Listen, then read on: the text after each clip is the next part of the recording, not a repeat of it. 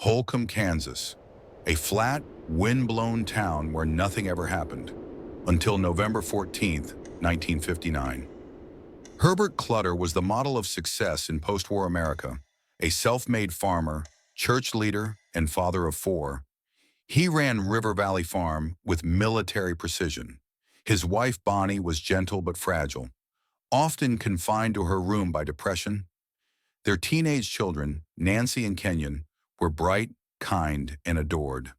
To the people of Holcomb, the Clutters were the perfect family, proof that hard work still meant something. But perfection is a dangerous illusion.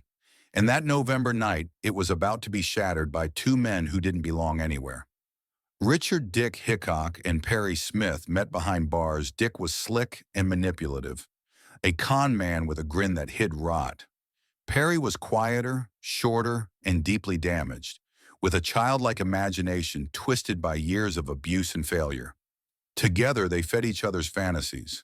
While in prison, Dick heard a story from a former cellmate. A farm owner named Clutter kept a safe full of cash. To two ex-cons with nothing, that sounded like salvation.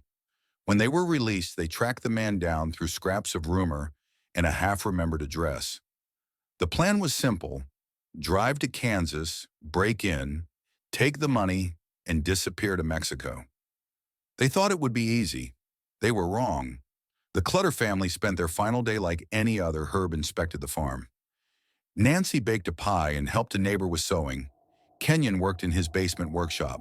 Bonnie, pale but cheerful, prepared for bed early. By midnight, the farmhouse was quiet, the kind of peace only found in the middle of Kansas wheat fields. That's when Dick and Perry arrived. They parked a short distance away, walked up the gravel path, and slipped inside through an unlocked door. No barking dogs, no alarm, just silence. They woke Herb first, calm, polite, confused. He listened as they demanded the safe, but he insisted there was none. Herb Clutter never kept cash on the property. His honesty, the very trait that defined him, sealed his fate. The intruders refused to believe him. They tied up the family. Herb in the furnace room, Bonnie in her bedroom, the children in their own rooms. Perry grew nervous. Dick grew mean. They searched every drawer, every cabinet, every inch of the house. Nothing. The safe didn't exist. And then the mood shifted. The robbery became something else, a moment of rage, humiliation, and chaos.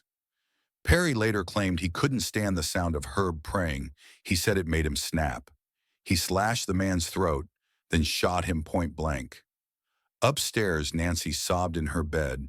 Before a single gunshot ended her life, Bonnie was next. Then Kenyon. In less than an hour, the Clutter family was gone. 4 lives taken for less than $50, a pair of binoculars, and a portable radio.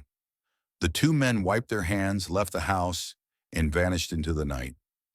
The next morning, Nancy's best friend, Susan Kidwell, stopped by. When no one answered the door, she sensed something was wrong. She called a neighbor who entered the house.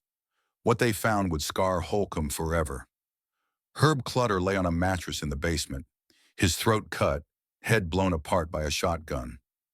Bonnie was found in bed, neatly tucked under the covers. A grotesque imitation of sleep. Nancy and Kenyon were in their rooms, still bound. The town went into shock. Doors that had never been locked now closed tight. Neighbors whispered theories. Reporters descended on Holcomb within hours. The image of small-town innocence cracked and never fully healed. Investigators had almost nothing to go on. No fingerprints, no clear motive. But Detective Alvin Dewey of the Kansas Bureau of Investigation refused to let the case die.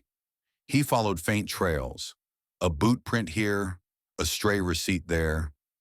Meanwhile, Dick and Perry drifted through the South, first to Mexico, then Miami, then Las Vegas.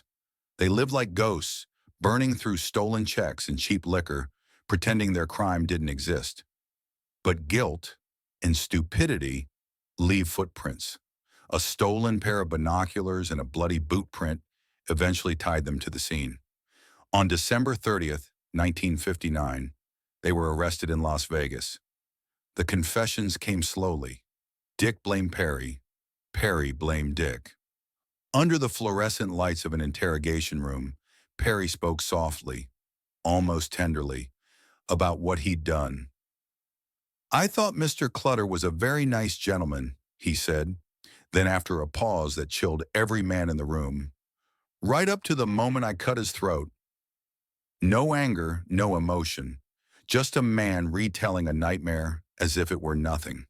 Both were tried in Garden City, Kansas. The courtroom was packed, the air heavy with disbelief. The defense tried to argue insanity, but it didn't matter. The jury took barely an hour. On April 14th, 1965, after years of appeals, Richard Hickock and Perry Smith were hanged side by side at the Kansas State Penitentiary. Smith's final words were, "It's a hell of a thing, killing a human being." He was right, but he'd learned it far too late. The Clutter farmhouse still stands. The blood's long gone, the rooms repainted, but the silence remains. The same eerie quiet that blanketed Holcomb the morning after the murders. Truman Capote would later visit the town, interview everyone, and write In Cold Blood, a masterpiece that blurred the line between journalism and art.